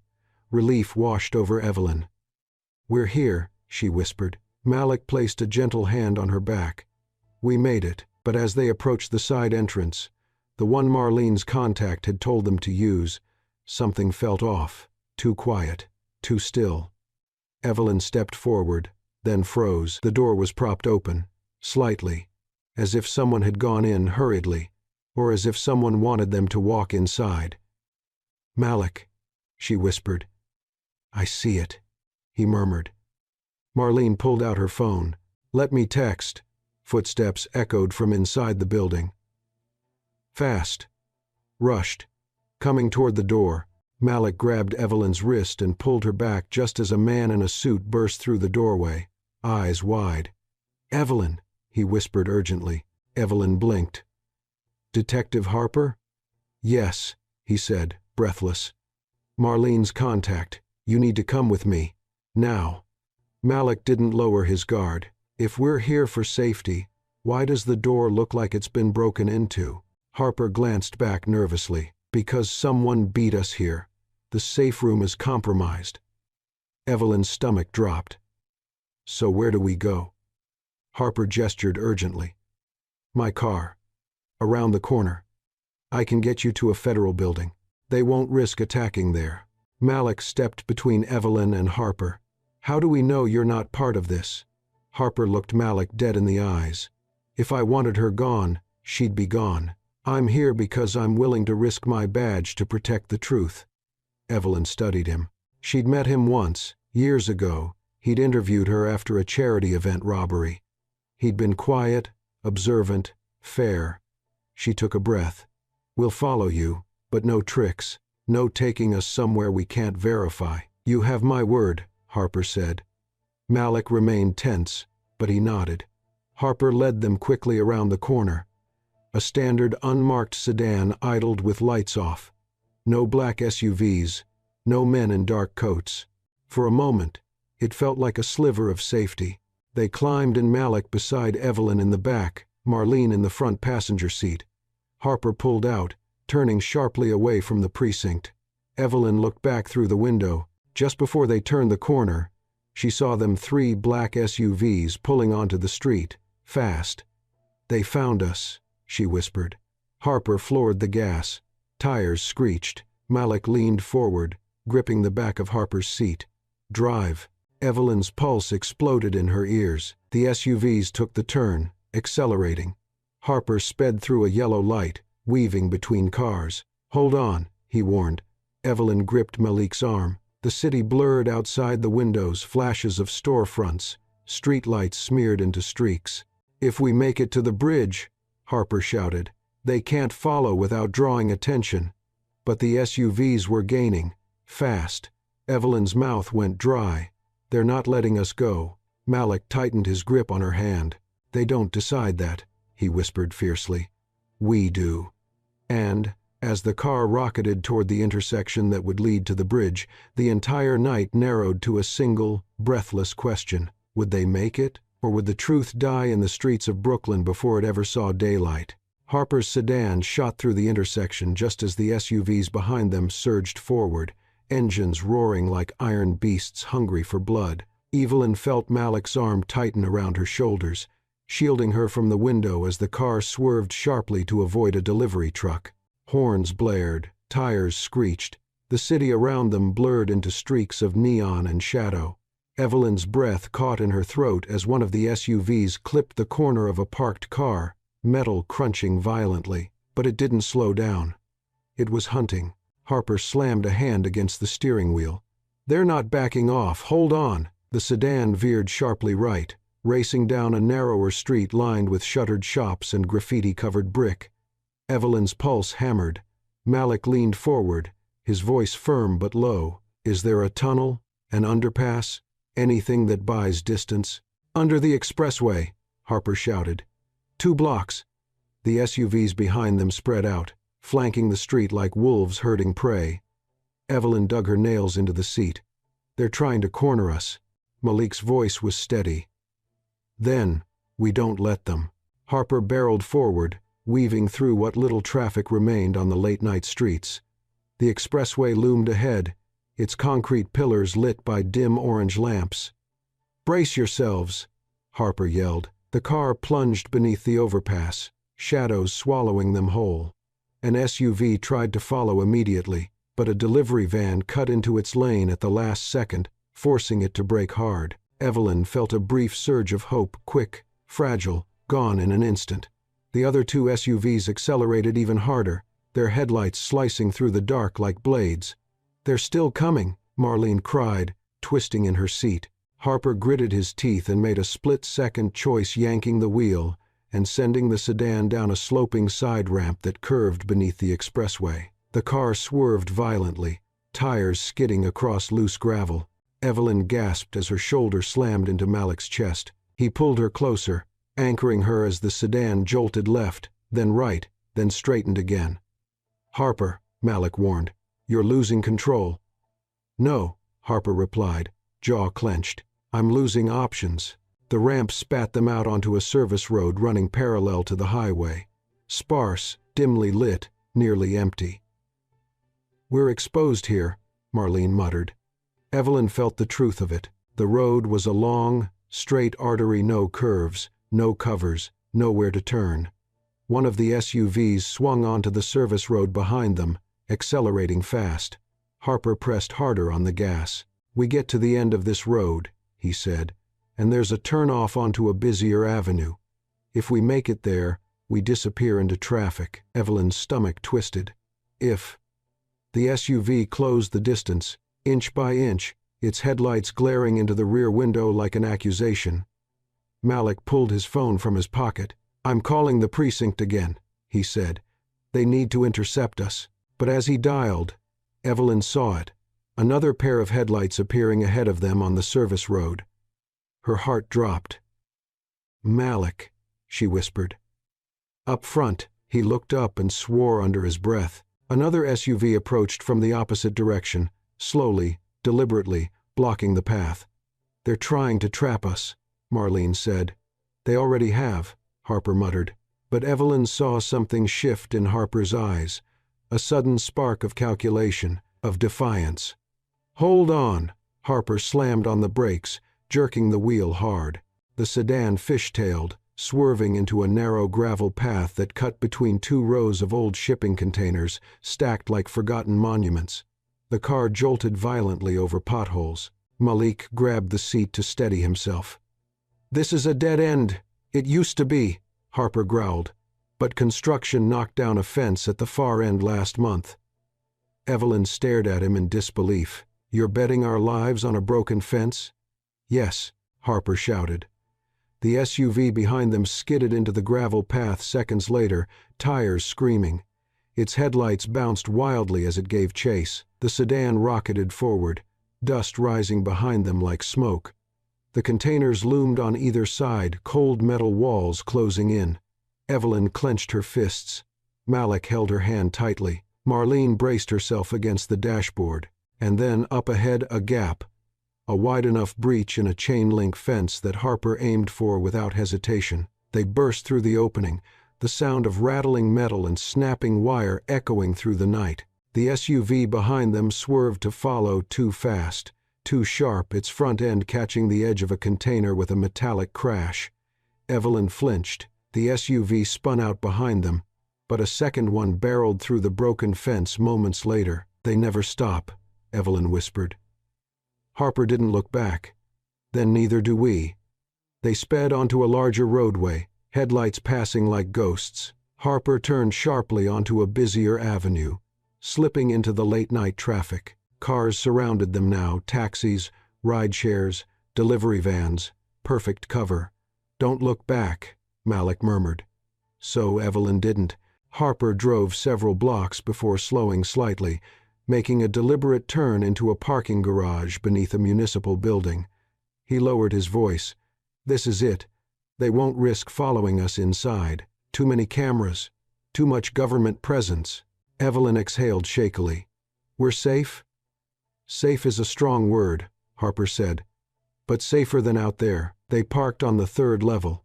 The garage was clean, well lit, quiet, except for the distant hum of fluorescent lights. Harper turned to them.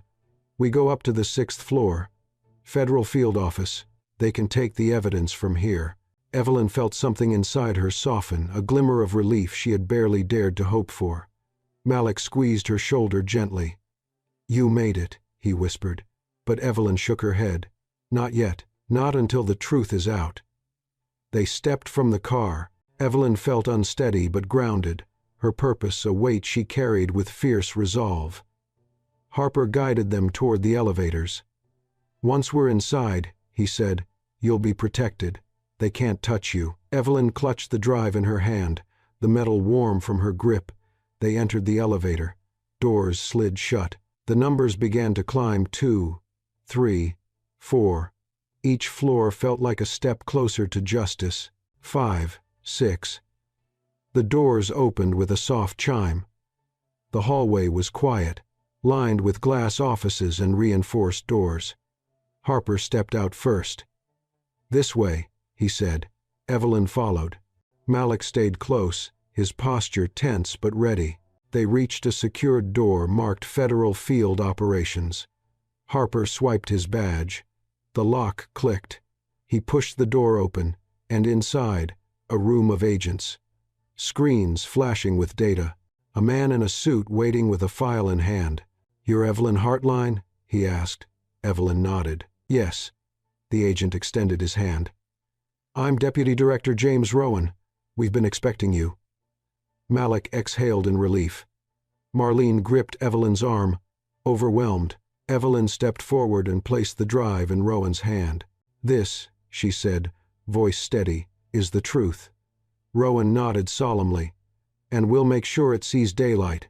Evelyn felt her knees weaken, not from fear, but from release, from survival, from the knowledge that the truth was finally out of her hands and into a system larger than the people who tried to kill her. Malik steadied her before she could falter. "It's done," he whispered. "No," Evelyn said softly. "It's beginning." Rowan turned to his team. "Get this logged. Now." Agents moved in coordinated motions, securing the evidence, activating protocols, setting off a chain reaction. Evelyn had started the moment she chose to live. Rowan faced her again. "Miss Hartline, you'll need protection. A safe location. We'll arrange transport." Evelyn looked at Malik. "He stays with me." Rowan studied Malik, then nodded. "If that's what you want." "It is," Evelyn said. Malik's hand found hers, not out of fear, out of solidarity, out of something unspoken but deeply felt. Rowan gestured toward a conference room. "Let's get you settled. You're safe now." Evelyn stepped inside, feeling the weight of the past few days lift like a veil. She wasn't the woman who walked into that gala anymore, polished, trusting, naive. She was stronger, sharper, and she carried the scars to prove it. Malik stood beside her. Marlene took a seat nearby. For the first time since the night it all began, Evelyn breathed without looking over her shoulder. The truth had survived, and so had she.